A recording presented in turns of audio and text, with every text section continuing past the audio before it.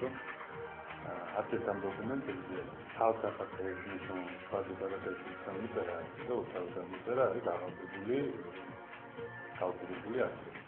Ხელისუფლება იმაშია, ეს დაწყნა შესაძლებლად შეიძლება როგორც ამ დაწყნას თავის დაწყვა შესაძლებლად პროცესში უნდა იყოს სამი სათამაშო ეხლა კონფერენციაზე წარმოდგენილი დაწყნის Am qualificările realizării este am real informația asta fost rahat atunda loata fost Telecompanija იმედის გაყიდვა პატარკაციშვილს სიცოცხლეშივე ჰქონდა გადაწყვეტილი ასეთ განცხადებას აკეთებს ჯოზეფ კეის ადვოკატი. ამავე დროს კეის ადვოკატი ამბობს, რომ იმედის სახელმწიფოებმა ტელეკომპანია იმედის აქციები დამოუკიდებელი კომერციული გარიგების საფუძველზე შეიძინა. ჯოზეფ კეისა და ინა ბუდავაძეს შორის სასამართლო პროცესები სამ ქვეყანაში ერთდროულად მიმდინარეობს. ორივე მხარეს გამარჯვების იმედი აქვს. ბადრი პატარკაციშვილის მეუღლის ადვოკატი ამბობს, რომ იმედის აქციების შეძენა გაურკვეველ ვითარებაში მოხდა და ჯოზეფ კეიმ 200 მილიონზე მეტი ღირებულების ქონება 420,000 ლარად შეიძინა. ერთი რამე ვიცი, რომ ჩემს დასწრებული ამ ღირებულების დასწრებას იგივე კონტრაქტები, იგივე მოსმეცეჩვენება, ასე შემდეგ, გარკვეული ინფორმაცია რაც გაგვაჩნია. ჩვენ ვაძლევთ მის საფუძველს, რომ მისი პროცესში იყო განსხვავებული მიღებული, რომ ბატონ ჯოზეფ კეიზე მომხდარ იყო აქციათა გადაფორმება, შეკითხვა. აქედან გამომდინარე, ეს ჩვეულებრივად ეს იდება აქციათა გადაცემის ხელშეკრულება და ეს მოხდა ფებრვარში.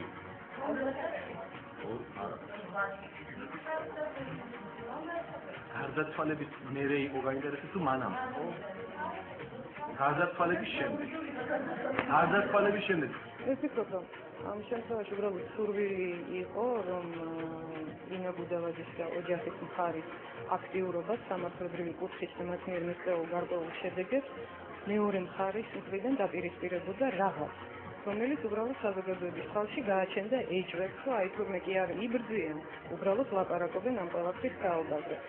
ისიც რომ თითქოს ხელისუფლება რაღაცა გარიგებებს თავაზობდა. რასაც მოგვიყვნენ ეს ადვოკატები, ამ ყველაფერს ინა ბუდავაძე ყველა ინტერვიუში ამბობს, რომ ის არ წავიდა არავითარ გარიგებაზე, ის არ წავიდა არც ერთ შეხვედრაზე და არც ერთ წინადადებაზე, რადგანაც მისთვის პრინციპულად მნიშვნელოვანია, რომ ტელეკომპანია იმედი იყოს მართლაც დამოუკიდებელი, მართლაც თავისუფალი და მართლაც ქართული პარტიის სტატუსით. ჟურნალისტი ირმა ინაშვილი ზურაბ ნოღაიდელსა და ეროსი კინკმარიშვილს უპირისპირდება ჟურნალისტი ირმა ინაშვილი მიხეილ სააკაშვილის ხელისუფლების ექს-ჩინოვნიკების მხილებას იწყებს, რომლებიც ოპოზიციურ გააქტიურებას აპირებენ. როგორც ირმა ინაშვილმა დღევანდელ პრესკონფერენციაზე განაცხადა, პირველ რიგში მოუწოდებს ზურაბ ნოღაიდელს და ეროსი კინკმარიშვილს შეწყვიტონ საზოგადოების და ჟურნალისტების ჭკუის დარიგება დემოკრატიასა და მედიაზე. ინაშვილი მიმართავს ჟურნალისტებს, ექსპერტებს, პოლიტოლოგებს, ოპოზიციას, თუ შეეცდებიან ნოღაიდელის ეგრეთ წოდებულ ოპოზიციურ ლიდერად ფორმირება. მაღალჩინოსნები, რომლებიც 15-20 წლის მანძილზე იყვნენ საქართველოს ხელისუფლებაში. უკვე დაანგრიეს ის, ვისი დანგრევაც შეეძლო. მათ აღარ აქვს მორალური უფლება დაგმოძღლონ ჩვენ ჟურნალისტები და გვასწავლონ თუ რა არის დემოკრატია. მე მგონი თითოეული თქვენგანიც იგივეს იფიქროთ. ყოველ შემთხვევაში გულში მაინც უხმამაღლა არ ამბობს ამას. აქედან გამომდინარე ესეთი ფრაზა ორივე ექს-ჩინოვნის, რომელსაც დღეს ვასახელებ, როგორც პოლიტიკურ რიცხვებს აი ამ რანჩში. მიმართავდა ვეუბნები, რომ თქვენი ადგილი აღარ არის ქართულ პოლიტიკაში. საქმე ეხება ნოღაიდელსა და კომუნიკაციების მარეგულირებელი კომისიის მაშინდელ თავმჯდომარეს დიმიტრი ფიქოშვილის შორის გარიგებას, როდესაც ისინი პრემიერ-მინისტრის, ყოფილი პრემიერ-მინისტრის კაბინეტში უშუალოდ აშანტაჟებდნენ ტელეარხების მესაკუთრეებს, ემუქრებოდნენ დაპატიმრებით სისხლის ამასის საქმეების აღძვრით და ასე აწმევდნენ ტელეფიქშირებს. შესაბამისად, ჩვენ ჟურნალისტებს გვასწნევდნენ თავისუფალი სისხლის გასცემების ასპარეზ არენას და ახშობდნენ საქართველოში თავისუფალ სიტყვას. საინჯელოს ქუჩაზე მცხოვრებლები დედაქალაქის მერიას საცხოვრებელი სახლის დანგრევაში ადანაშაულებენ. მათი თქმით, დღეს დილით მერიის თანამშრომლებმა მშენებარე სახლი ყოველგვარი გაფრთხილებით გარეშე დაანგრიეს. საინჯელოს 5 ნომერში 300-მდე ოჯახი ცხოვრობს. მათ სახლები ნებართვით გარეშე დაახლოებით 10 წლის წინ ააშენეს.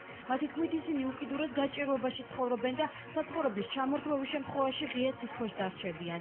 ისინი ხელისუფლებისგან მისის დაკანონებისთვის გარკვეულ დროის ითხოვენ წინააღმდეგ შემთხვევაში აქციებით იმუშავებიან. ჩვენ უკვე დიდი ხანია რასაც ცხოვრობთ, არავის არ გაუფრთხილებივართ, მოვიდნენ ეს გაუფრთხილებათ აბსოლუტურად და ეგრევე აი სახლი დაანგრიეს, რომ შევეკითხეთ ვინ ხართ, რა ხართ, საბუთი რაღაცა არანაირი უბრალოდ და ბოლოს უკვე რომ ამ ემოციას და ამ ყველაფერს აბსოლუტურად რო უთხარით რომ დავრეკავ ტელევიზიაში რუსთავი ორში დაჯდნენ მასიუკაში საბარგულით იყვნენ მოსულები სამშენებლო იარაღით დაამტვრიეს და გაიქცი.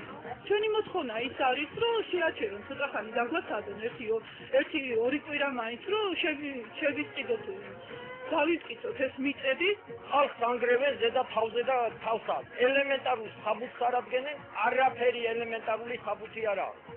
რაც მოვითხოვთ და გავალთ და აგერ დავსწრებით და მოგცენ თავშესაფარი. თვითონ თავრობისგან მოვითხოვთ. მოგცენ თავშესაფარი. თქვენაო მიტაცებული მიწა მართო. რა თქმა უნდა აქციების დაწყებასაც ვაპირებ და ყველაფერი მე. თავდაცვის სამინისტროდან ზედამხედველობის საქალაქო სამსახურში იყო შემოსული წერილი, რომელსაც თავდაცვის სამინისტრო გაწყვეტინებს ჩვენ, რომ მათ ტერიტორიაზე მოქალაქეება უნებართო დაიწყეს მშენებლობის პროცესი. გადამოწმებით დადგინდა, რომ ასეთ ფაქტს ნამდვილად ჰქონდა ადგილი, მშენებლობის პროცესში არსებული შენობა ჩვენთვის გაჩერებული იქნა, მათ აუგზავნეთ მშენებლობის გაგრძელება, მიეცათ ვადა და თვითონ მოეხდინათ განმოთაც აღკვევის მშენებლობის დემონტაჟი და ვადის გასვლის შემდეგ მათ ვერ მოახერხეს დემონტაჟი, რაც განახორციელა ზედამხედველობის საქალაქო სამსახურში. ლეიბორისტული პარტია საქართველოს ხელისუფლებას გაზის ტარიფის ხელოვნურად ზრდაში ადანაშაულებს. გიორგი გუგავას თქმით, საქართველოს ხელისუფლების განცხადებები გაზის ტარიფის არ გაზრდასთან დაკავშირებით სიმართლეს არ შეესაბამება, რადგან ტარიფმა საწარმოებისთვის უკვე აიწია. მისივე თქმით, გაზრდილი ტარიფის აცვლის წერტილად 1 ნოემბერი სახელდება. გიორგი გუგავა ირწმუნება, რომ გაზის ტარიფის გაზრდა სამომხმარებლო საქონლის გაძვირებას გამოიწვევს, შესაბამისად მოსახლეობა კიდევ უფრო მეტად დაზარალდება.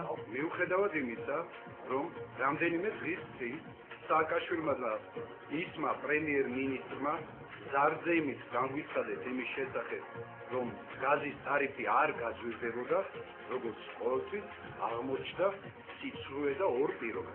რადგანაც ეს განცხადება დამთავრებული არ ჰქონდათ, უკვე დაწესებულებებსა და მეტარმეებს მიუვიდათ შეტყობინება იმის შესახებ, რომ გაზის ტარიფი გაუძვირდათ 80 და 82 თეთრამდე.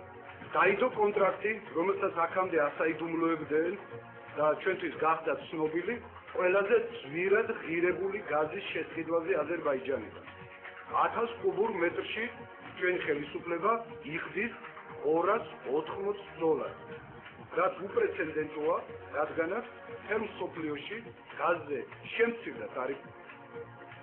ამნისტიის შესახებ კანონპროექტი მეორე მოსმენის უკვე მიღებულია. კანონპროექტი პარლამენტის პლენარულ სხდომაზე 100 ხმით გავიდა. თუმცა მეორე მოსმენას წინ უძღოდა საპარლამენტო უმცირესობასა და უმრავლესობას შორის ხანგრძლივი დისკუსია.